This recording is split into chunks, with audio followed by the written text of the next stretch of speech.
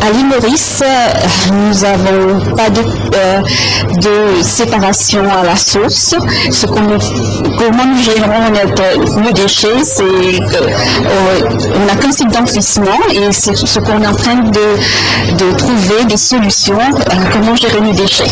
À terme, les partenaires de la plateforme Ressources entendent œuvrer à la centralisation des informations, à la vulgarisation et à l'optimisation de la diffusion des bonnes pratiques pour développer une prise de conscience politique des décideurs sur la question de la gestion des déchets solides. Lutte contre l'insécurité routière au Togo, les pouvoirs publics peuvent se féliciter de cette initiative privée. L'association SPV Togo, en campagne de sensibilisation des populations. Dimanche, elle était à Goué Télésou, dans la banlieue nord de Lomé. Un seul message, attention aux risques liés à la violation du code de la route. Norbert Danso. Mon frère, qui m'annonçait le décès de mon père. Ainsi, par l'émotion, je perds le contrôle de mon volant et je ne sais plus ce qui s'était passé jusqu'à mon lever sur le lit de l'hôpital. Si la théâtralisation de cette scène assez illustrative du phénomène peut paraître amusante au public, elle ne culte pas pour autant le drame qui se joue au quotidien dans la circulation routière. Un drame que tente de prévenir l'association SPV Togo qui fait de la sécurité routière son cheval de bataille. Nous attirons l'attention de nos voisins, sincèrement, sur le comportement humain. Le facteur humain, comme le ministre a l'habitude de le dire, c'est le facteur humain qui est beaucoup à l'origine de ces accidents. Ce facteur humain, le plus souvent, accompagne le facteur technique pour aggraver la situation.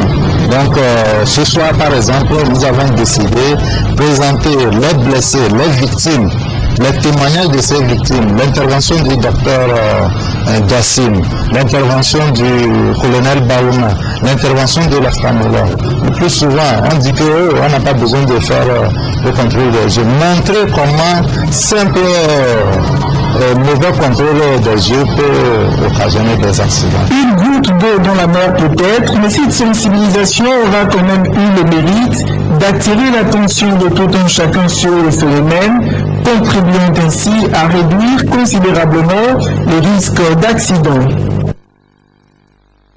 L'actualité à l'étranger, suite de l'attaque du centre commercial à Nairobi au Kenya. Le face-à-face se poursuit depuis samedi entre les Shebab et l'armée kenyane. Les forces gouvernementales ont donné l'assaut. Bilan 62 morts. Et les terroristes menacent d'exécuter les otages. Mouvement de panique, il faut reculer. Les combats s'étendraient dans la rue, la confusion et la tension sont intenses autour du centre commercial. Des explosions, de la fumée noire qui s'échappe du bâtiment et des coups de feu nourris.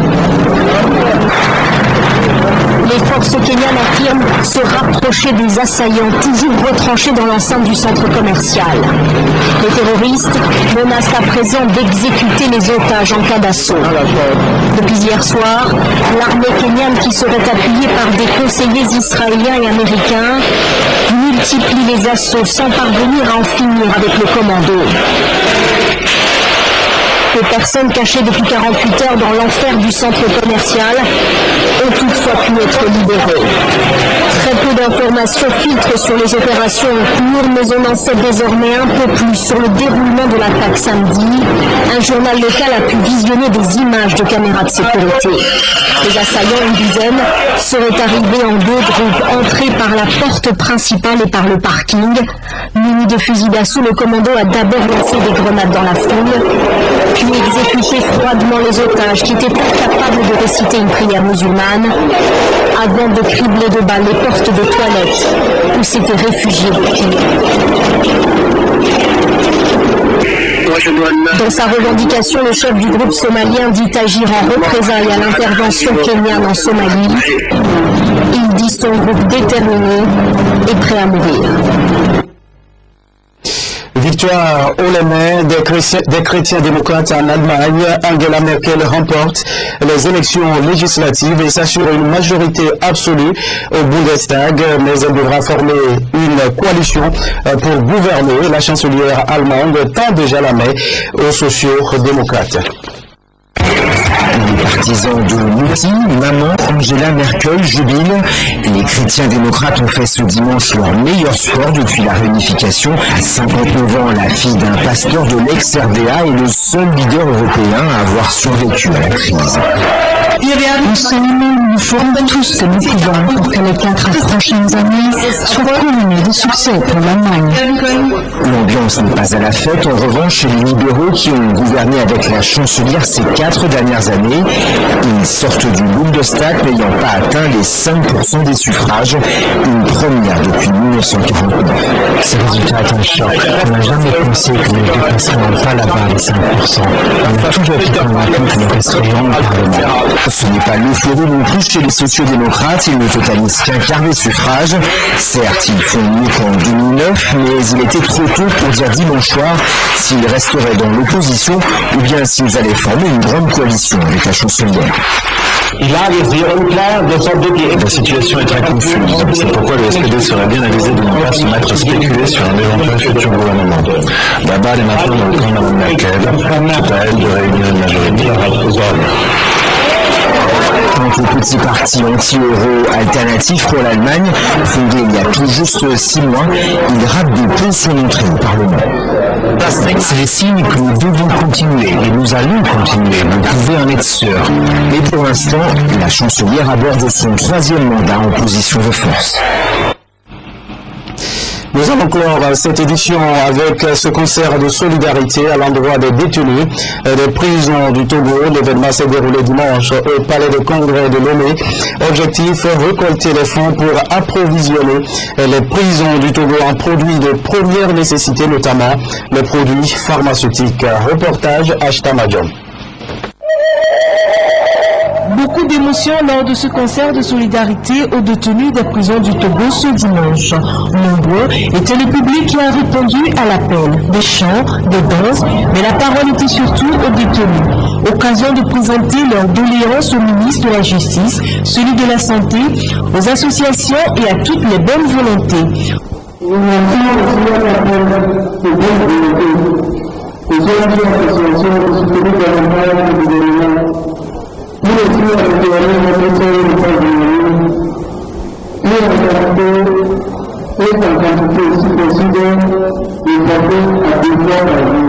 Occasion aussi de présenter les excuses de tous les détenus du Togo, aux plaignants où qu'ils soient. Message reçu a rassuré le représentant du ministre qui promet que des efforts seront faits par son département pour l'amélioration des conditions de détention. Organiser un tel concert revêt un caractère particulier. C'est dans le cadre de la journée de la justice pour les détenus célébrée le 10 août. Et ce concert vise à apporter un soutien aux personnes vivant en milieu carcéral. Nous sommes conscients de la situation des détenus au Togo et nous faisons des efforts. Tout le monde doit se préoccuper des détenus car nous savons que si chacun de nous apporte sa contribution, apporte sa pierre, je crois que les conditions de détention vont être améliorées au Togo. Les artistes, nombreux n'hésitaient. Ils n'ont pas hésité à répondre à l'appel pour soutenir l'initiative. Coco de Kofi, un ancien détenu réinséré et converti à la musique, a ému toute la salle avec ses morceaux.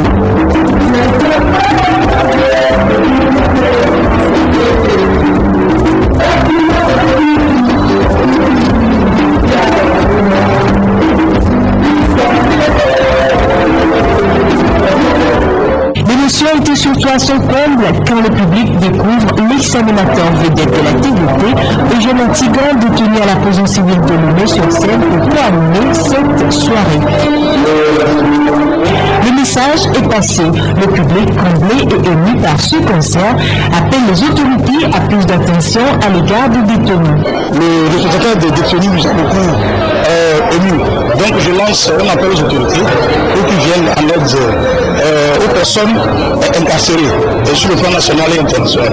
Le concert a permis de récolter des fonds et des dons en nature au profit des détenus. Merci à vous qui nous suivez à Bamako, au Mali. C'est la fin de